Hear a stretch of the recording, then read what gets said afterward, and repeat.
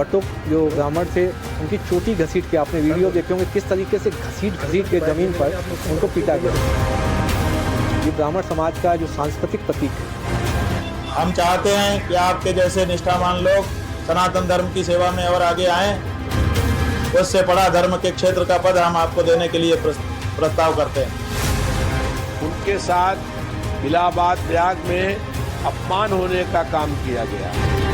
मुख्यमंत्री को एक दिन भी सत्ता में रहने का कोई नैतिक अधिकार नहीं रह गया है।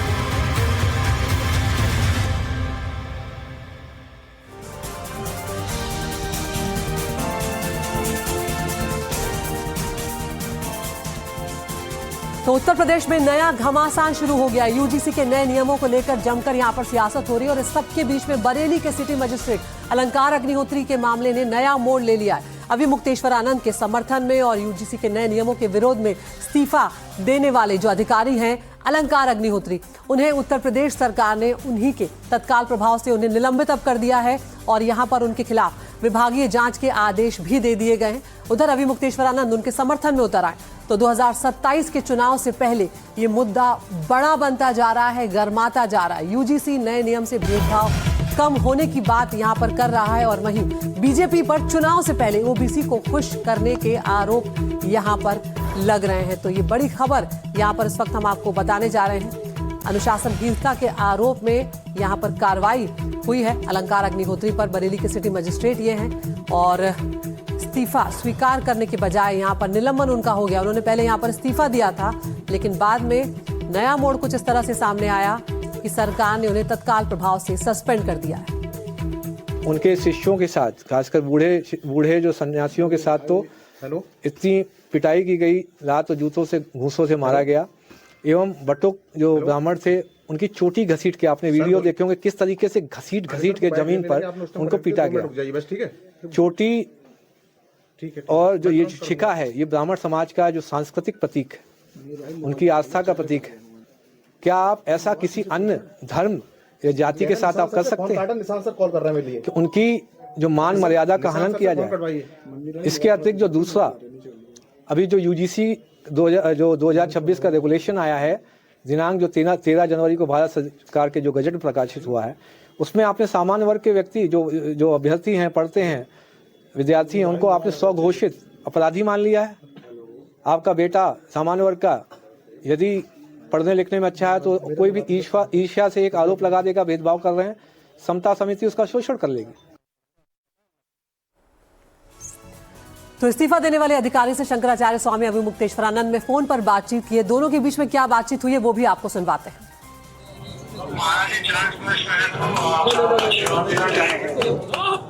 जी नारायण, कैसे हैं आप?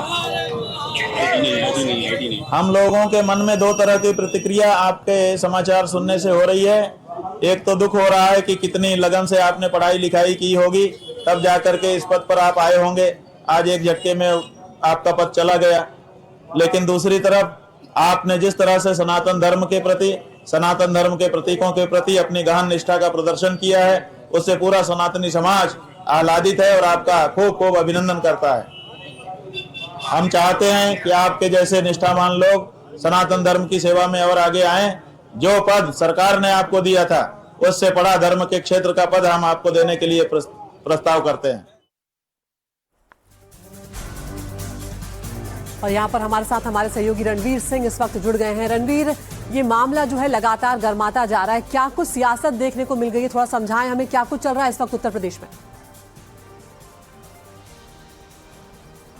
देखिए, दो मामले हैं। एक अभी मुक्तेश्वरानंद सरस्वती का मामला है जो धरने पे बैठे हुए हैं। सरकार ने नोटिस जारी किया है और ये कहा है कि वो बताएं कि वो शंकराचार्य कैसे बने, क्योंकि उनका ऑफिशियली पट्टाभिषेक नहीं हुआ है।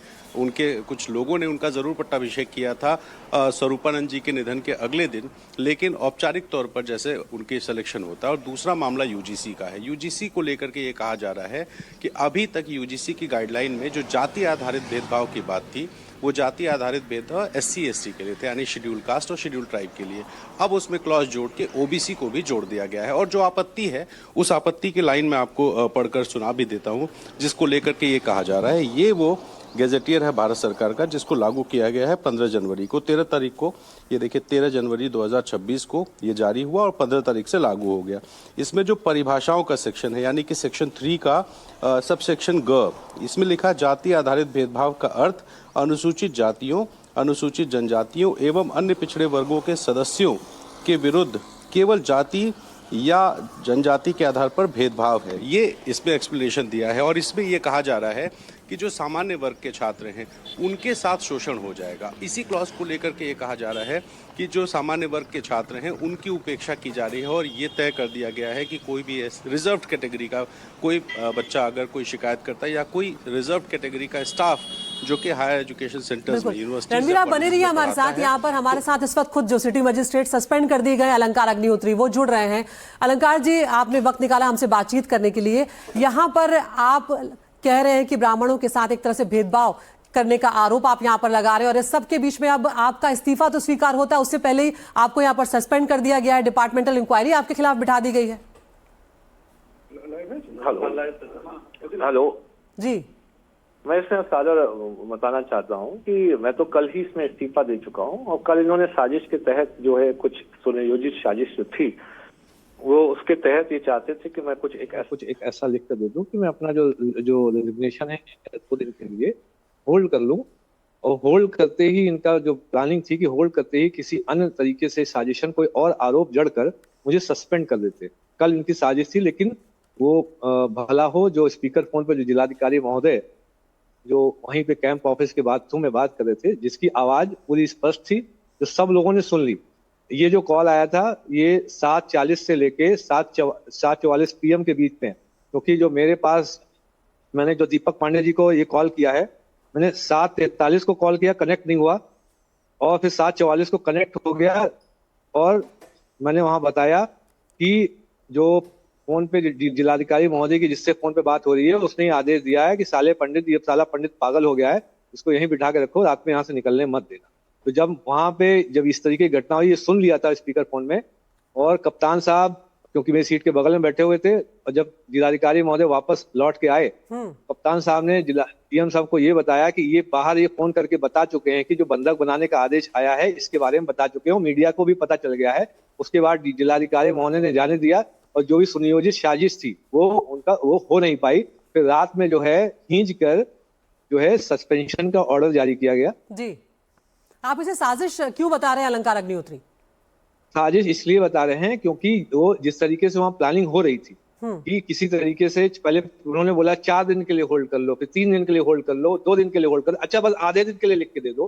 तो बस इसलिए जो साजिश थी और जिस तरीके से जो 7:40 के आसपास जो फोन आया जिलाधिकारी महोदय को, उसमें इस तरीके की दुर्भाग्यपूर्ण घटना और स्टेटमेंट दिया गया कि साला पंडित पागल हो गया। कल रात में जो है पूरे जिले के और राज्य के विभिन्न राज्यों से भी जो अन्य ब्राह्मण संगठन और सवर्ण संगठन है उन्होंने कॉल किया कि इस तरीके से स्टेटमेंट कौन दिया है, इसकी जांच होनी चाहिए। तो 2 मुद्दे हैं अलंकार अग्निहोत्री जी यहाँ पर। एक, आप अभी मुक्तेश्वरानंद जो है उनके समर्थन में यहाँ पर आ गए हैं, आप कह रहे हैं कि जिस तरह से उनका अपमान यहाँ हुआ, उनका स्नान नहीं करने दिया, जिस तरह से उनके साथ मारपीट हुई यहाँ पर। और दूसरा मुद्दा है यूजीसी का। यहाँ पर ये बताइए कि यूजीसी के जो नए नियम हैं और जो भी आपको इसमें आपत्ति है, क्या आपने वो आपत्ति अपने वरिष्ठों से दर्ज करवाई थी कि आप इसके खिलाफ हैं और इसके खिलाफ हमें कुछ करना चाहिए, या सीधे आपने इस्तीफा दे दिया है यहाँ पर? ये बताइए, ये काम हमारा नहीं है, ये हमारे माननीय जनप्रतिनिधियों का काम है। 13 जनवरी 2026 से लेकर इसमर अभी तक हमारे जितने भी सजाती जो है ब्राह्मण MP MLA उन्होंने कोई आपत्ति दर्ज नहीं कराई। ये काम तो जनप्रतिनिधियों का है जो हमारी बात रखने के लिए जनप्रतिनिधि हैं। लेकिन जो अब अगर वो लोग कोई बात नहीं रख रहे हैं उससे हमारे पूरे समाज के परिवार इम्पैक्ट हो रहे हैं और समाज के नहीं होते हैं। जब हम लड़ेंगे तो हम समाज के दूसरे वर्गों से भी लड़ेंगे, तो पूरा समाज अब इम्पैक्ट हो जाएगा। तो इसलिए मुझे ये अंतिम जो अपना कदम उठाना पड़ा। अब आपका अगला कदम क्या होगा यहाँ पर? आप क्या करने वाले? क्योंकि अब तो इस्तीफा स्वीकार हुआ नहीं, सस्पेंड अलग कर दिया आपको। सब जो इस्तीफा भी स्वीकार इन्होंने नहीं किया है, अभी तो इन्होंने सस्पेंशन जो ऑर्डर जारी किया है इसके क्रम में हम जो माननीय उच्च न्यायालय या माननीय सुप्रीम कोर्ट जहां से भी बिल्कुल। जो अलंकार जी आप बने रहिए हमारे साथ, वहाँ कुछ और मेहमान भी हमारे साथ जुड़ेंगे इस बीच में। एक और बड़ी खबर का भी हम यहाँ पर रुख करने जा रहे हैं। यूजीसी नियमों को लेकर सूत्रों से बड़ी खबर सामने आ रही है। यूजीसी नियमों को लेकर सरकार आश्वासन देगी, किसी भी सूरत में इनका दुरुपयोग नहीं होने दिया जाएगा। सरकारी सूत्रों के अनुसार ये बड़ी खबर यहाँ पर सामने आ रही है कि यूजीसी नियमों को लेकर भ्रांति फैलाई जा रही है। सरकार इस बारे में जल्द ही स्थिति स्पष्ट कर सकती है। सरकार का प्रयास यहाँ पर है कि सभी तथ्य सामने रखे जाएं ताकि भ्रम ना फैले। संसद के बजट सत्र से पहले विपक्ष इसे एक बड़ा राजनीतिक मुद्दा बना सकता है। तो इस सब के बीच में अब यहाँ पर सरकार जो है वो आश्वासन देगी, इसका दुरुपयोग ना हो, इस बात को सुनिश्चित करने की बात यहाँ पर। अलंकार अग्निहोत्री, सबसे पहले आप ही से मैं इस मामले में प्रतिक्रिया लेना चाहूंगी।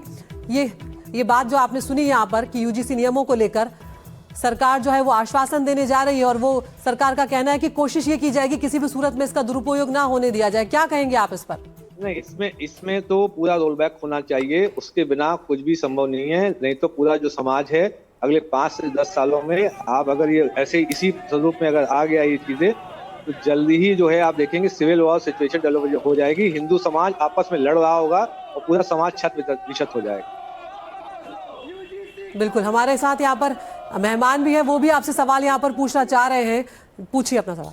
धन्यवाद अग्निहोत्री जी। पहले तो आप ने जो भी कदम उठाया ये आपकी खुद का एक डिसीजन था, बहुत बड़ा डिसीजन है। लेकिन मेरा एक प्रश्न है आपसे अग्निहोत्री जी, और प्रश्न ये है कि असल मुद्दा क्या है आपके इस्तीफे का?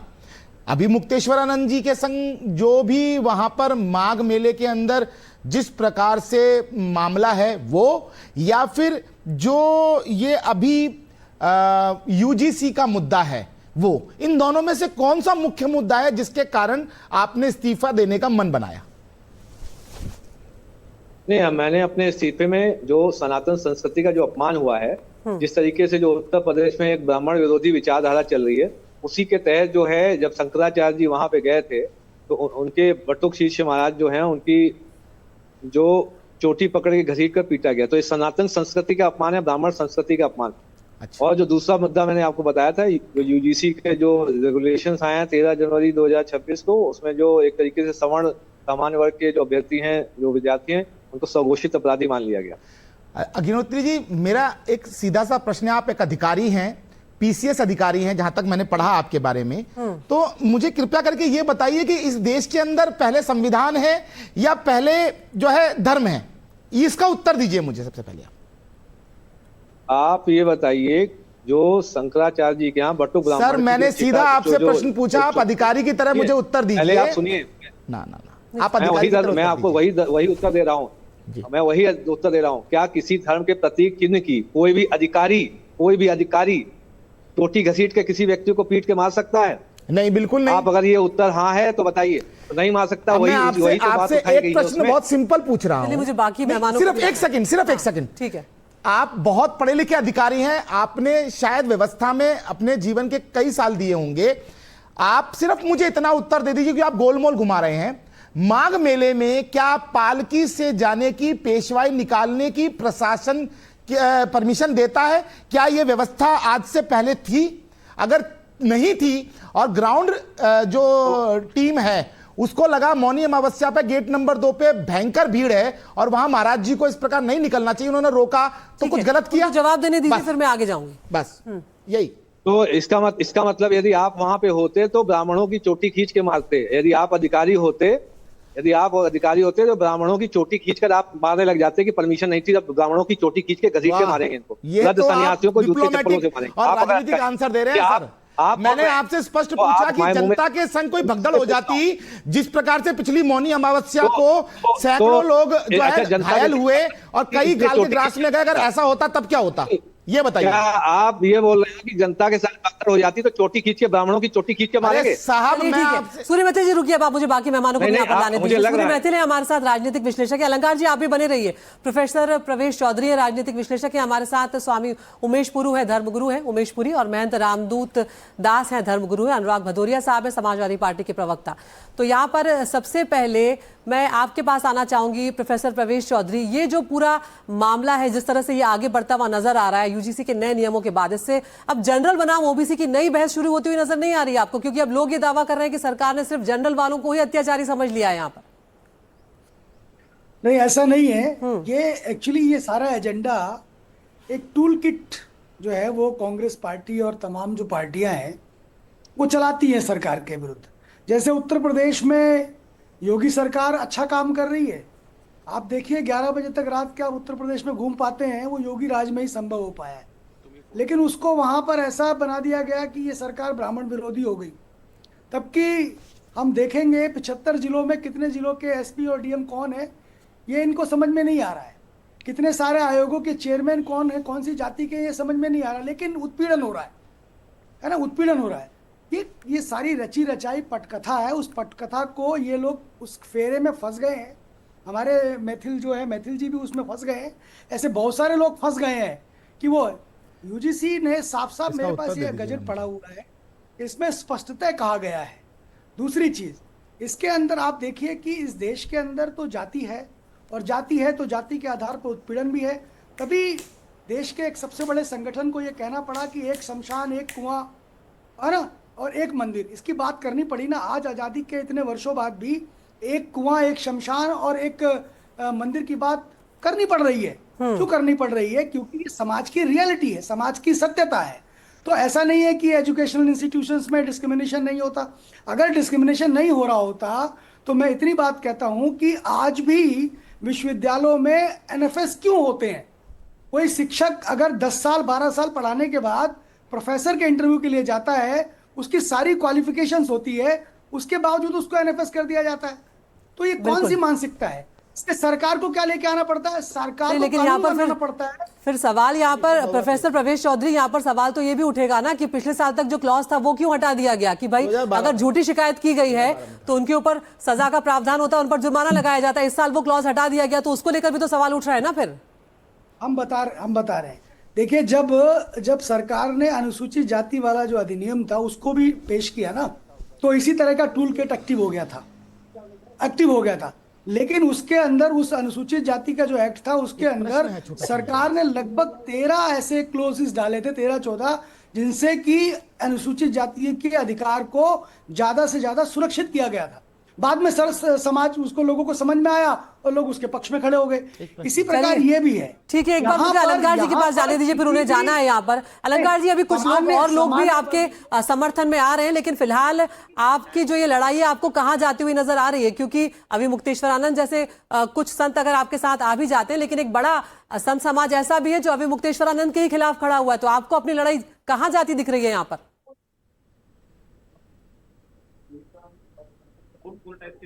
अलंकार जी, आप सुन पा रहे हैं? अलंकार जी चलिए हमारे साथ नहीं है यहाँ पर, लेकिन हमारे साथ महंत रामदूत दास हैं यहाँ पर। महंत साहब, आपसे मैं यहाँ पर यही पूछना चाह रही हूँ कि यही बात जो उठ रही थी कि अभी तक ऐसा कौन सा डेटा यहाँ पर मिल गया है कि नियम में ये जो बदलाव कर दिया गया? क्योंकि अभी तक तो ये सिर्फ SC/ST को ही इसमें रखा गया था, लेकिन जब इसका फाइनल जब नियम आया तो अब इसमें OBC को भी शामिल कर लिया गया। देखिए अदिति जी, ये भारत का बहुत बड़ा दुर्भाग्य है। पहले बात होती थी अनुसूचित जाति, अनुसूचित जनजाति की, चलिए मान सकते हैं कि इन्हें शोषित किया गया हो, लेकिन वर्तमान कानून में OBC को शामिल करके क्या सरकार ये सिद्ध करना चाहती है कि सिर्फ प्रताड़ना का अभी तक जो चक्रव्यूह चल रहा था वो सवर्ण वर्ग के द्वारा हो रहा था? क्योंकि आपने अब अनुसूचित जाति जनजाति के साथ OBC को भी एक अलग दायरे में पेश कर दिया है। तो क्या शासन सिद्ध करना चाहती है कि सवर्ण ही इन सब अत्याचार कर रहे थे? और अगर सवर्ण अत्याचार कर रहे थे तो चंद्रशेखर आजाद, रामप्रसाद बिस्मिल, बाल गंगाधर तिलक जी, ऐसे हजारों ब्राह्मण क्रांतिकारी या सवर्ण क्रांतिकारी थे जिन्होंने देश को स्वतंत्र कराने में अपना योगदान दिया, उन्होंने देश को बढ़ाने में अपना योगदान दिया। तो क्या उनकी जो मेहनत है वो आज धूमिल होते हुए नजर आ रही है?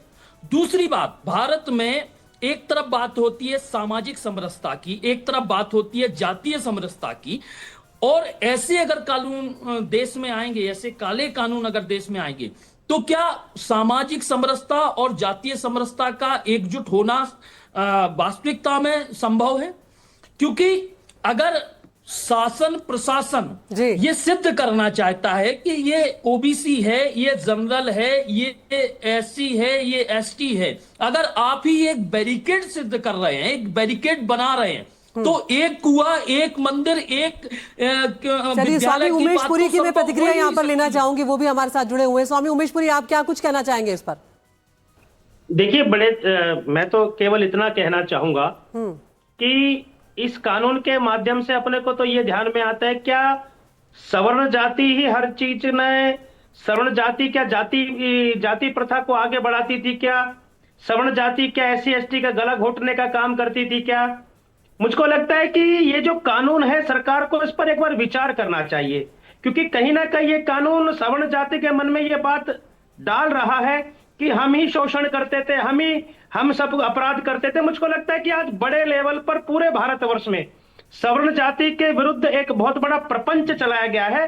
देखिए, आज सवर्ण जाति के लोग किस पद पर नहीं है, बड़े बड़े पद पर वो विराजमान है, लेकिन हम जानते हैं कि कोई व्यक्ति अगर हमारे पे कोई आरोप लगा देता है तो मैं तो अपनी नौकरी से भी जाऊंगा, मैं अपनी जिंदगी से भी जाऊंगा, क्योंकि बड़ी संख्या में अगर 100% केसों में से 85% केस तो बोगस निकलते हैं, नकली निकलते हैं। लेकिन सवर्ण जाति के साथ इस प्रकार का भेदभाव मुझको लगता है कि नहीं होना चाहिए। लेकिन इसके साथ में एक चीज आपको और स्पष्ट कर देता हूं। क्या बताइए? अलंकार जी के द्वारा ये जो अपना त्याग पत्र दिया गया है, निलंबन दिया गया है, और अचानक अभिमुक्तेश्वरानंद जी की इसमें एंट्री हो जाना और उनका समर्थन करना, तो कहीं ना कहीं मुझे अलंकार जी के विषय में लगता है कि अलंकार जी अवमुक्तेश्वरानंद कांग्रेस और समाजवादी पार्टी के टूल किट का एक पॉलिटिकल हिस्सा है। मैं उस पर कुछ ज्यादा नहीं बोलूंगा, लेकिन बिल्कुल जल्दी से मैं यहाँ पर सूर्य मैथिल जी की प्रतिक्रिया ले रही हूँ। आपने सबको यहाँ पर सूर्य मैथिल जी सुन लिया है। अब आप बताइए यहाँ पर कि ये जात पात में हम आगे बढ़े या दूसरे मुद्दों की भी बात यहाँ पर की जाएगी, क्योंकि एक बार फिर से यहाँ पर अब तक तो जनरल बनाम ST SC देखा जाता था, अब यहाँ पर जनरल बनाम ST SC और OBC कर दिया गया है। देखिए, मैं तो एक बात स्पष्ट कर देना चाहता हूं कि ना तो ये जनरल बनाम SC ST और OBC है और ना ही ये कोई डिस्क्रिमिनेशन को जो है वो रोकने की या डिस्क्रिमिनेशन को सपोर्ट करने की कोई मुहिम स्वर्ण समाज सामान्य जो वर्ग है वो चला रहा है। मैं एक सीधा प्रश्न है मेरा प्रवेश चौधरी जी से, और ये चीज मैंने कल भी एक चैनल पे इनसे पूछी थी कि यदि मैं एक SC ST स्टूडेंट हूं या महिला हूं या दिव्यांग हूं या OBC स्टूडेंट हूं और आप एक सामान्य स्टूडेंट हैं और आप पे मैं कोई आरोप लगा देता हूं, और आरोप लगाता हूं क्योंकि आप एक ब्रिलियंट छात्र हैं, उसके पीछे मंशा ये है, और आप उस आरोप में आरोप मुक्त हो जाते हैं, तो क्या इस जो नया नोटिफिकेशन है, इस नोटिफिकेशन में मेरे ऊपर कोई कार्रवाई का प्रावधान है जैसा कि 2012 के नोटिफिकेशन में था? नहीं है। आपको मैं एक बात और बताऊं, आप इंटरेस्टिंग चीज, ये जो रिकमेंडेशंस हैं, ये दिग्विजय सिंह जो कांग्रेस के राज्यसभा सांसद हैं, वो एक कमेटी के चेयरमैन हैं शिक्षा मंत्रालय की UGC की, उसकी रिकमेंडेशंस पे हुआ है। और मैं आपको बताऊं, इसमें एक भयंकर भूल जो है वो शिक्षा मंत्रालय ने की है। धर्मेंद्र प्रधान जी के जो मंत्रालय है उन्होंने OBC को जोड़ा, मैं सहर्ष स्वीकार करता हूं, OBC समाज का अभिन्न हिस्सा है, उसका सम्मान अत्यंत आवश्यक है, लेकिन वहां पर जो ये क्लॉज 18.3 जो क्लॉज था 2012 वाला, उसको हटाकर उसको दोबारा ऐड नहीं किया गया। ये दिग्विजय सिंह जी का फैलाया हुआ रायता है और इसके ऊपर कोई बात नहीं कर रहा। कारण ये है कि दिग्विजय सिंह ले लेते हैं, उसकी प्रतिक्रिया भी ले लेंगे। सूर्य मैथिल जी रुकिए एक मिनट, और एक और बड़ी खबर का हम यहाँ पर रुक कर ले रहे हैं, इसी से जुड़ी हुई सामने आ रही है। UGC नियमों के समर्थन में केंद्रीय मंत्री जीतन राम मांझी जो हैं, उनका भी बयान अब सामने आया है। उन्होंने कहा है कि UGC ने अच्छा काम किया। ये मांझी कह रहे हैं नियम का विरोध नहीं होना चाहिए, तो यहाँ पर जो विरोध हो रहा है उस पर वो क्या कुछ कह रहे हैं, सुनवाते हैं। सर, UGC कमेटी में सर दलित अति पिछड़ा OBC को शामिल किया जा रहा है सर, और अनिवार्य कर दिया है, इससे तुरंत समाज नाराज हो सकता है। सारी नाराजगी दूर कर दी जाएगी। नाराजगी का कोई सवाल नहीं है, सब कोई का अपना अपना हक है। तो UGC ने किया है, बहुत अच्छा काम किया है। OBC का है, अति पिछड़ा का है, अन्य का जो कहा गया था हमारे अंबेडकर साहब ने भी कहा था, लोहिया जी ने भी कहा था कि जिसकी जितनी जनसंख्या भारी मिलेगी उसको उतनी हिस्सेदारी, उस रूप में इसको पहले होना चाहिए था। अब क्या है तो इसमें किसी को जो हक दे रहे हैं तो हकमारी अभी तक हो रही थी, अब हक देने की बात आई है तो किसी को रंजिश नहीं होना चाहिए, उनके प्रति भी सम्मान है, उनको भी जो उचित हक है दिया जा रहा है। अब आपको कुछ और नेताओं के बयान भी यहां पर सुनवाते हैं। आजाद समाज पार्टी के सांसद चंद्रशेखर ने कहा है कि यूजीसी नियमों का विरोध करने वाले संविधान विरोधी हैं, और वहीं पूर्व सांसद धनंजय सिंह ने कहा है कि यूजीसी की कमेटी में सभी लोग होने चाहिए। जो इसका विरोध कर रहा, मैं ये कमेटी सिर्फ दलितों की कमेटी ने नहीं वो किया, उसमें तमाम लोग थे, तमाम जिम्मेदार नेता थे जिन्होंने बनाए। यूजीसी की कमेटी थी, एक विस्तृत कमेटी थी, सब लोगों ने सोच समझ के कानून बनाए। तो स्पष्ट है इसका विरोध का मतलब है कि वो संविधान में आस्था नहीं रखते और समतामूलक समाज के विचार में भी आस्था नहीं रखते। वो आज भी इन वर्गों के बच्चों का उत्पीड़न करना चाहते हैं, वो हम होने नहीं देंगे। अभी इसकी समीक्षा हो रही, मैं व्यक्तिगत अपनी राय जहां तक है, मैं चाहूंगा कि इस कमेटी जो बने सभी लोग सभी वर्गों के मिला के बने, ताकि किसी के साथ पक्षपात ना हो सके।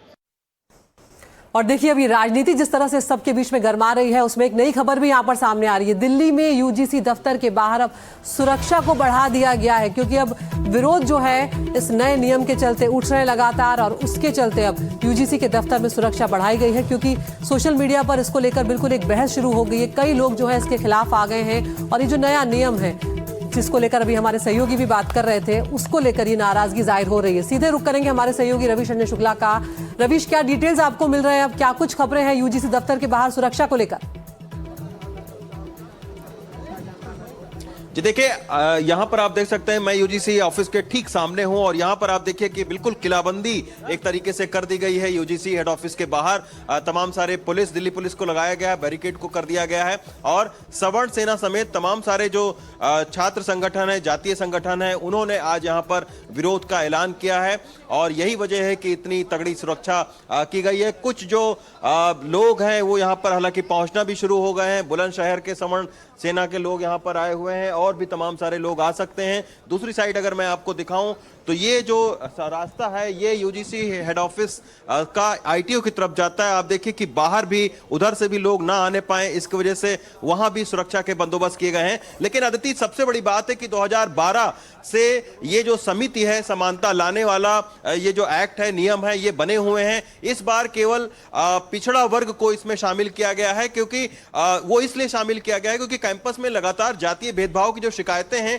वो बढ़ी हैं। 2017-18 की अगर हम बात करें तो 178 शिकायतें आई हुई थी, और 2023-24 में अब जो है वो इसकी तादाद बढ़कर 375 हो गई है। तो इसी की वजह से यूजीसी ने इस तरीके के नियम बनाए हैं कि कैंपस में समानता का जो नियम है उसको प्रभावी तरीके से लागू किया जाए। लेकिन सवर्ण सेना का आरोप है कि इससे समानता बढ़ेगी नहीं, बल्कि और ज्यादा असमानता कैंपस में फैलेगी। यही वजह है कि इस तरीके के जो संगठन है लगातार विरोध कर रहे हैं। सवर्ण और जातीय संगठनों का यह कहना है कि जो कैंपस में जो सवर्ण छात्र हैं उनके खिलाफ अगर शिकायत झूठी पाई जाती है तो शिकायतकर्ता के खिलाफ कोई एक्शन नहीं लिया जाएगा। इसको लेकर भी कहीं ना कहीं जो सामान्य वर्ग के छात्र हैं उनकी नाराजगी है। उनका यह भी कहना है कि अगर इस तरीके से लगातार शिकायतें होती रहीं तो इससे कैंपस में जातीय भेदभाव और ज्यादा बढ़ेगा। तो यही वजह है कि अब ये एक राजनीतिक मुद्दा भी बन चुका है। तमाम सारे